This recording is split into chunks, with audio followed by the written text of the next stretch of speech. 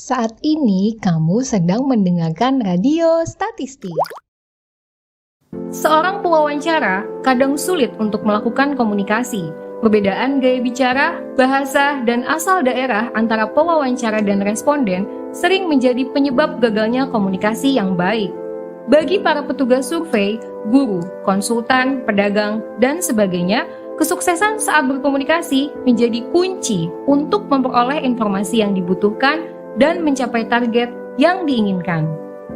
Menurut Esther Berg, dalam buku Metode Penelitian Kombinasi yang ditulis oleh Sugiono pada tahun 2015, wawancara adalah pertemuan yang dilakukan oleh dua orang untuk bertukar informasi maupun suatu ide dengan cara tanya-jawab, sehingga dapat dikerucutkan menjadi sebuah kesimpulan atau makna dalam topik tertentu.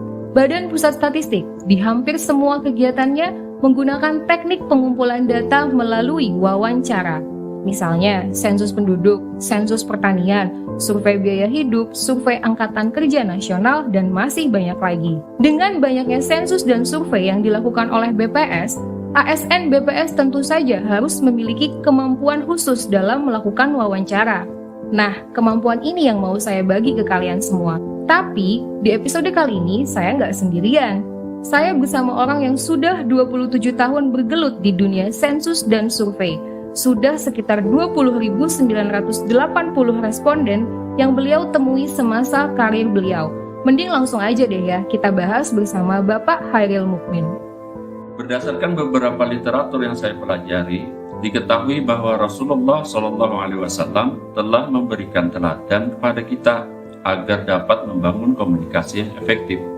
Seperti yang ditulis pada buku Seni Komunikasi ala Rasul SAW, dinyatakan bahwa secara teoritis, proses komunikasi dapat berjalan efektif, lancar, dan menguntungkan jika memenuhi 5 prinsip komunikasi efektif yang tersusun dari REACH.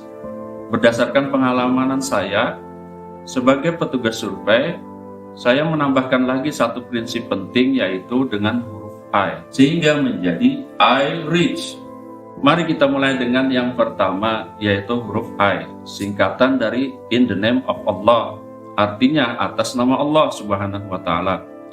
Tanamkanlah niat lillahi ta'ala, maksudnya adalah setiap aktivitas yang kita lakukan sebaiknya diawali dengan bismillah, iringi dengan doa dan zikrullah seperti yang telah diajarkan oleh Rasulullah SAW dan para pengikutnya, kemudian diakhiri dengan tawakal kepada Allah. Dengan prinsip ini, setiap aktivitas akan bernilai ibadah. Optimis akan kesuksesan tidak akan membuat kita sombong atau lupa diri. Sedangkan kegagalan tidak akan membuat kita menjadi pesimis dan menyerah.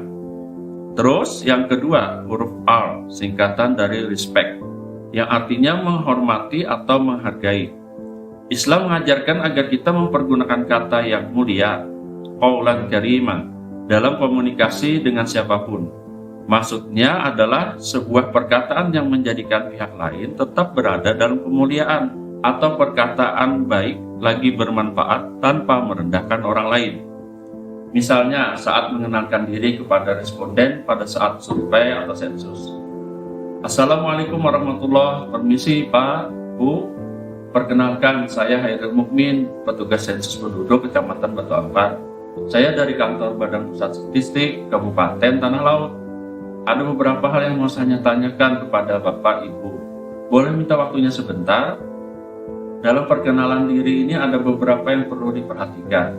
Pertama, ucapan salam yang tulus dari lubuk hati yang paling dalam sebagai wujud keimanan dan bentuk kasih sayang terhadap sesama.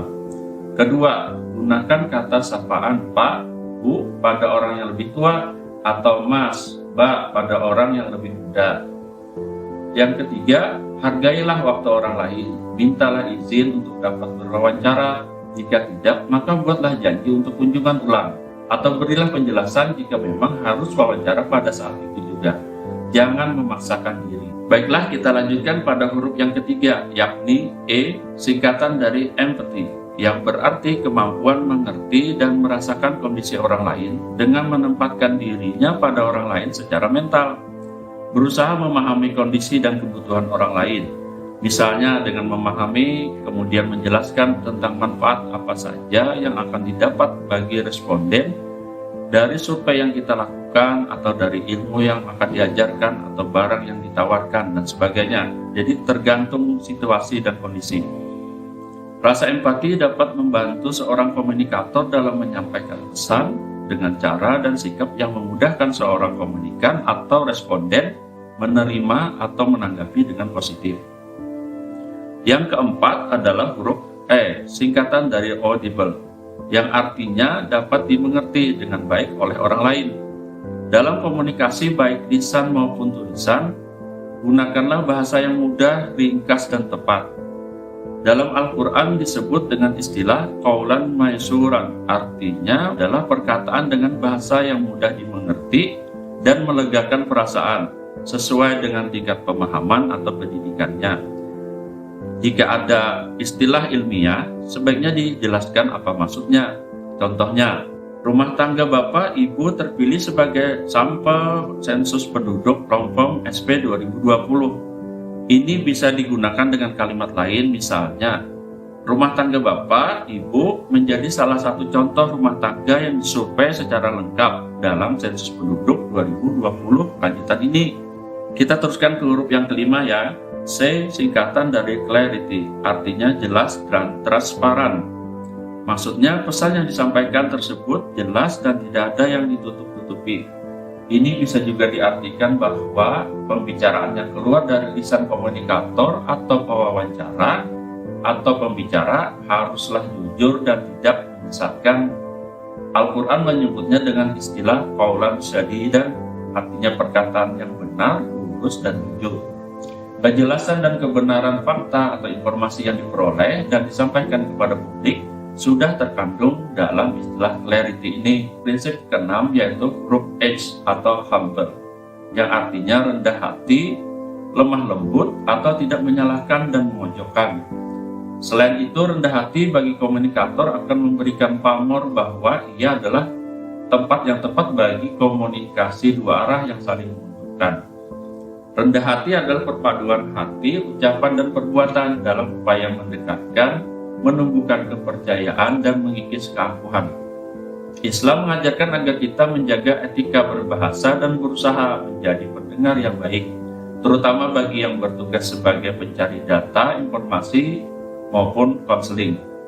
Jika data informasi yang diberikan oleh responden atau orang lain kurang tepat, jangan langsung menyalahkan apalagi memojokkan. Tapi mintalah penjelasan lebih lanjut dengan cara yang santun. Misalnya, maaf Pak, tadi Bapak mengatakan bahwa tahun kelahiran Bapak adalah 1980, sedangkan Bapak menikah pada tahun 1995. Berarti pada umur 15 tahun Bapak menikah. Apakah sudah benar demikian? Nah, seperti itu Mbak Syifa, 6 prinsip komunikasi yang efektif agar wawancara dijamin sukses. Wah, terima kasih banyak Pak Hairil. Bagaimana Sobat Data? Apakah sudah memahami tentang cara berkomunikasi yang efektif? Kalau kalian merasa video ini bermanfaat, jangan lupa like, komen, dan subscribe YouTube channel ini ya. Bye-bye!